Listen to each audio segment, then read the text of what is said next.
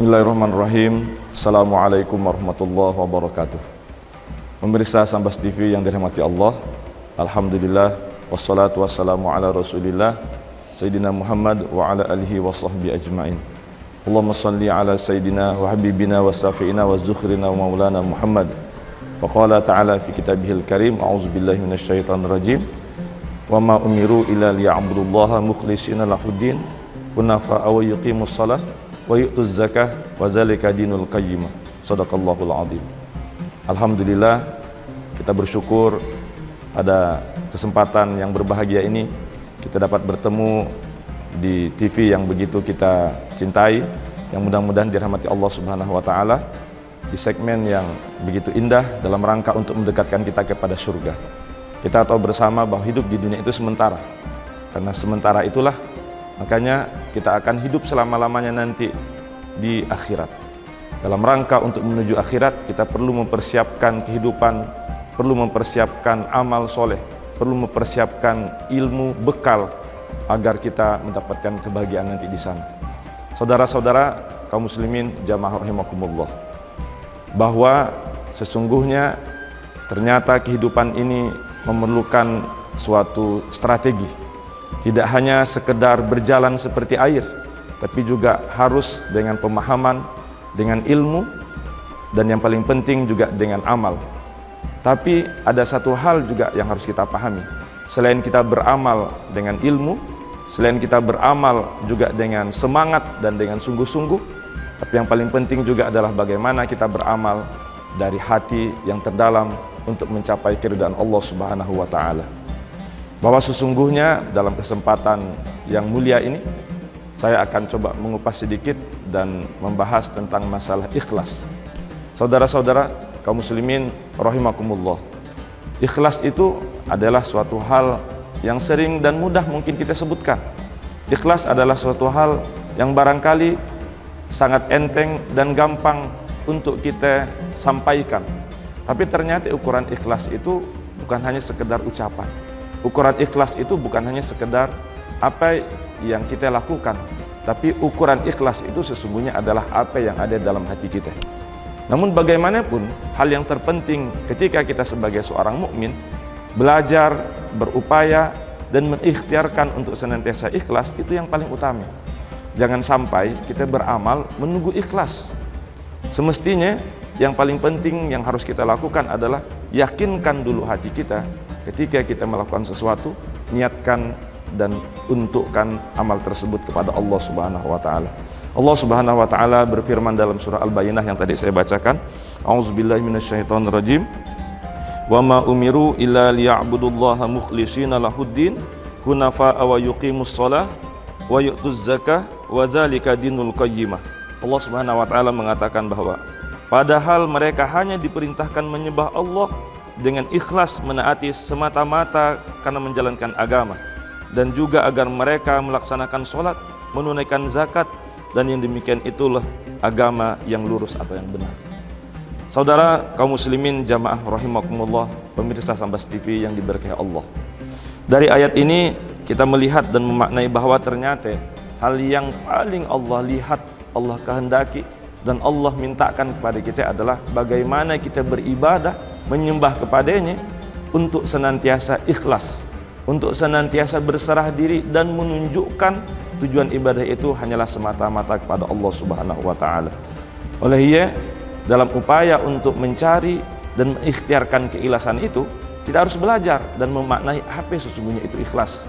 Sekali lagi seperti yang saya sampaikan, mungkin ngomongkannya mudah, mungkin menyampaikannya senang, tapi yang paling penting kita harus memahami apa esensi dan makna ikhlas itu sesungguhnya.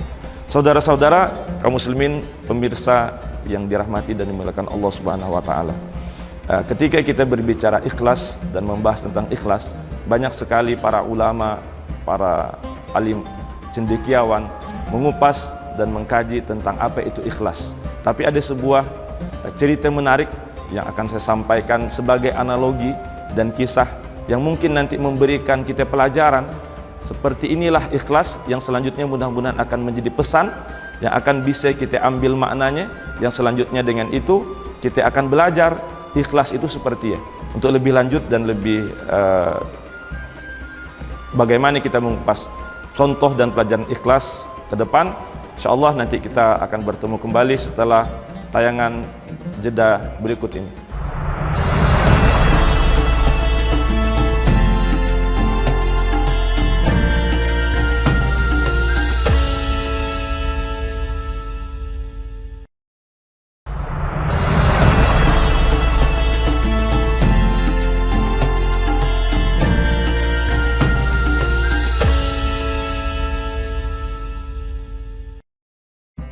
Pemirsa Sambas TV yang diberkahi dan dimuliakan Allah Subhanahu wa taala. Alhamdulillah kita ketemu lagi dalam rangkaian berupaya dan mengikhtiarkan diri kita untuk menuju surga. Karena bagaimanapun sekali lagi seperti yang saya sampaikan tadi, bahwa surga itu adalah tujuan akhir kita. Hidup di dunia sebentar aja dan akan ada hidup selama-lamanya. Yang selama-lamanya itu sekali lagi adalah hidup yang tidak ada batasnya. Tadi saya sudah menyampaikan dan akan memberikan sebuah kisah tentang bagaimana cerita ikhlas. Jadi mungkin cerita itu sudah pernah saudara dengar dari banyak penceramah atau mungkin dari banyak kisah, baik tontonan-tontonan, tapi saya sekali lagi ini saya sampaikan dalam rangka kita supaya lebih kuat dan lebih memahami tentang ikhlas. Suatu ketika pernah ada salah seorang santri yang punya keinginan untuk berkunjung ke tempat kiainya, karena sang santri itu kan udah lama berkiprah dan sudah lama menjadi seorang yang hidup di luar pondok.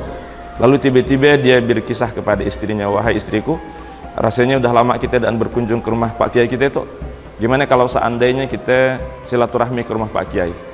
Dengan senang hati istrinya pun berkata, wahai suamiku, kalau dia, ayolah kita siapkan waktu terbaik dan kita cari hal yang terbaik untuk kita berikan kepada sang kiai kita. Karena bagaimanapun apa yang kita dapatkan hari ini, keberkahan hidup, kemudian mudahnya dan tenangnya kehidupan kita, sekali lagi berkah dari ilmunya. Olehnya marilah kita temui dia. Kemudian akhirnya dicarilah waktu terbaik. Sebutlah misalnya namanya adalah Ali. Maka Ali pun akhirnya mencari waktu terbaik untuk menemui sang kiai. Sebelum berangkat menemui sang kiai, Ali pun berkata, wahai istriku, kira-kira ada enggak makanan atau barang yang akan kita persembahkan untuk sang kiai sebagai bentuk cari kita untuk mengharapkan berkahnya, terima kasih kepadanya, apalagi dah lama kita dan ketemu. Lalu sang istri pun mengatakan, wahai suamiku, ada nun di belakang, kebetulan tadi saya baru selesai gali Bandung. Jadi ceritanya dia tuh berkebun Bandung. Oleh ia, kata suaminya, tolonglah kalau dia dibungkuskan bandung ia dan diberikan kepada kiai kita. Mudah-mudahan dengan bandung ia akan menjadi berkah rezeki kita, akan bertambah rezeki kita, katanya. Karena saya pun dah lama dan bertemu Pak Kiai, dan mudah-mudahan dengan cibikan, dengan jinjingan, dengan buah hati yang saya bawa berupa bandung ya, nanti akan lebih akrab dan lebih dekat lagi kita dengan Pak Kiai. Singkat cerita, maka Ali pun berangkat sendiri. Lalu berangkatlah dia untuk menemui sang kiai.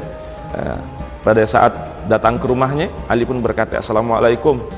Tiba-tiba alhamdulillah disambut dengan ramah oleh Pak Kiai. Waalaikumsalam. Wah, udah lama Ali engkau udah datang ke situ, silakan masuk. Lalu masuklah Ali untuk sekedar silaturahmi, diskusi, kemudian bercerita dengan Pak Kiai, dan diserahkannya lah ubi bandungnya tadi. Setelah diserahkannya ubi bandungnya, maka Pak Kiai pun bersembang-sembang, bercakap-cakap seperti halnya orang yang sudah lama dan ketemu, bercerita tentang hal-hal kehidupan, hal-hal agama dalam rangka untuk menguatkan motivasi dan berbagi untuk mencari keberkahan hidup. Setelah selesai, lalu Ali pun pamit pulang.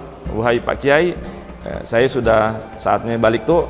Sekali lagi saya mohon doanya, semoga keberkahan, apalagi ilmu, apalagi apa yang sudah Pak Kiai berikan kepada saya begitu banyak, dan mudah-mudahan dengan silaturahmi itu akan menjadikan saya menjadi orang yang lebih dekat kepada Allah. Namun sebelum pulang, Pak Kiai ngomong, tunggu bentar Ali, sebelum pulang saya minta dulu kau tunggu sebentar, saya cari lo ke belakang. Tiba-tiba Pak Kiai sebagaimana ulama-ulama pada umumnya, yang didatangi oleh seorang yang sudah lama dan ketemu, dia pun juga punya keinginan untuk memberikan buah tangan kepada santrinya tadi. Akhirnya dia masuklah ke dalam. Setelah dia masuk ke dalam, dia tanya kepada ibu nyai, "Wahai istriku, kira-kira ada enggak barang atau sesuatu yang nak kita berikan kepada Ali santri kita tu yang dah datang jauh-jauh dari kampung kemudian menemui kita?" Bagaimanapun pemberian yang diberikannya kepada kita sebagai bentuk dan cara dia untuk menguatkan ukhuwah silaturahmi dengan kita, dia juga dengan kita, berikanlah kira-kira apa yang ada di belakang tu. Lalu ibu nyainya pun ngomong, "Wahai suamiku Pak Kiai, tidak ada tu yang bisa kita berikan, kecuali ada nun, ada kambing yang kemarin diberikan oleh salah satu juga santri kita. Boleh ke kalau seandainya diberikan?" "Oh," kata Pak Kiai, "silakan." Saudara kaum muslimin rahimakumullah, hebatnya lah guru, hebatnya lah ulama, hebatnya lah cendekiawan, sekali lagi tidak sama sekali sayang, apalagi khawatir, apalagi takut dengan kehilangan hartanya. Apalagi sekali lagi harta itu titipan dari Allah Subhanahu wa taala. Lalu diambillah kambing. Diambil kambing, kemudian diikatlah di depan pintu. "Wahai Ali," katanya, "saya sekali lagi selaku gurumu, selaku kiai yang kau anggap masih sebagai orang yang engkau tuakan, mengucapkan makasih atas silaturahmi itu, kami dan bisa beri apa-apa. Hanya kambing itu dia yang kami berikan." Lalu kata Ali, "Subhanallah, wahai kiai, makasihnya. Saya mengucapkan syukur alhamdulillah atas pemberian Pak Kiai.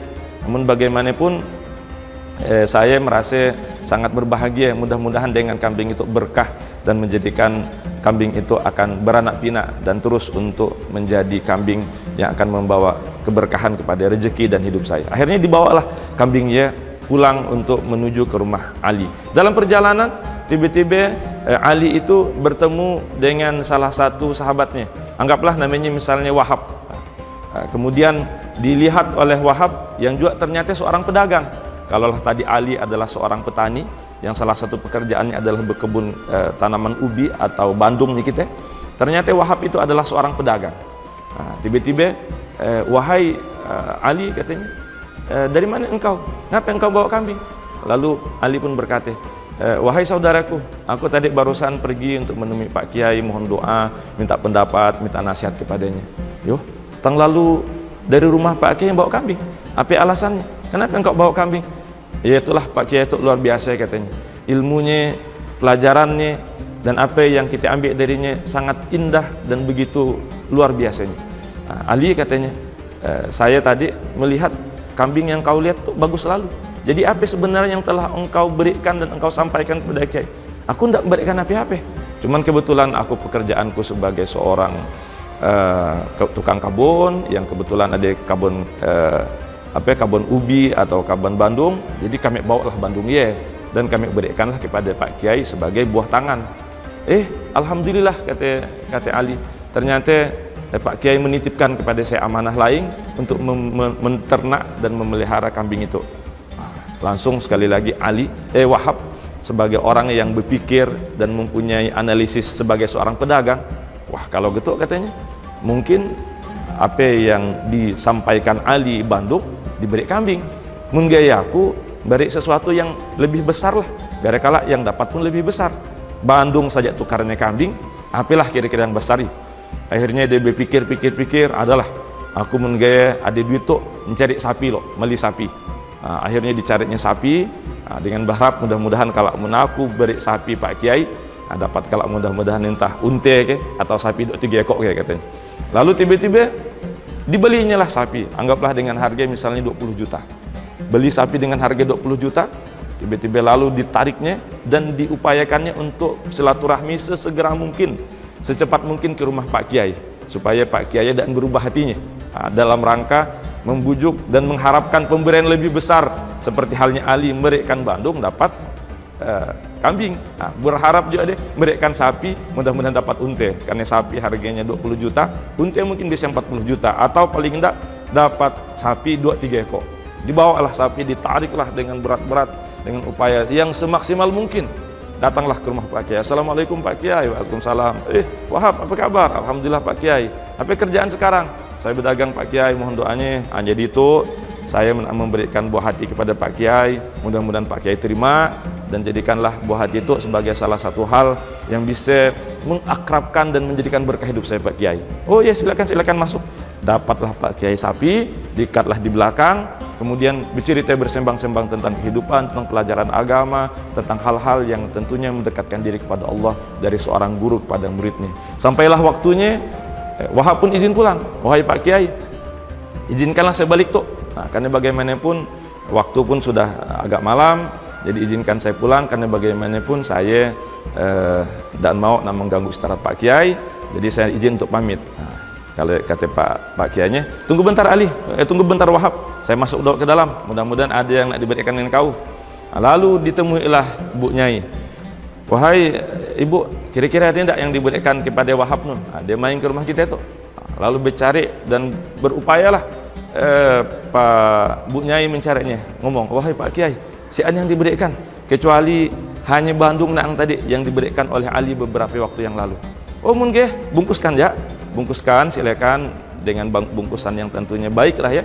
Karena bagaimanapun dia datang ke situ dalam rangka untuk mengharapkan berkah, meminta doa dan meminta pelajaran. Berilah dia buah tangan juga agar dengan buah tangan itu mudah-mudahan keberkahan pada dirinya.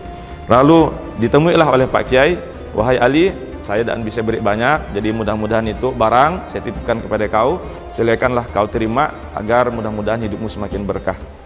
Gaya yang terima barang yang dibungkus rapi, yang kebetulan luarnya tidak nampak. Wahab pun merasa berbahagianya. Wah, aku beri sekok sapi, harganya 20 juta.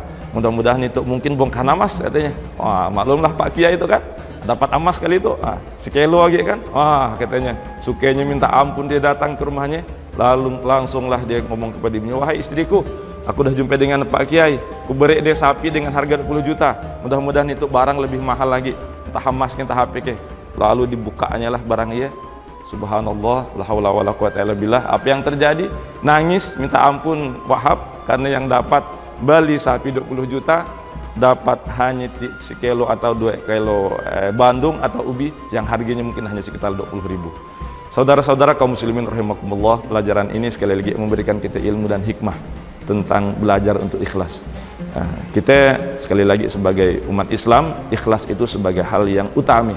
Insyaallah setelah hal yang lewat nanti setelah itu jeda iklan, kita akan mengupas apa hikmah dari cerita ya. Mudah-mudahan keberkahan, mudah-mudahan senantiasa kita diberikan kekuatan Allah Subhanahu wa taala. Jangan lupa ketemu lagi setelah jeda iklan berikut ini.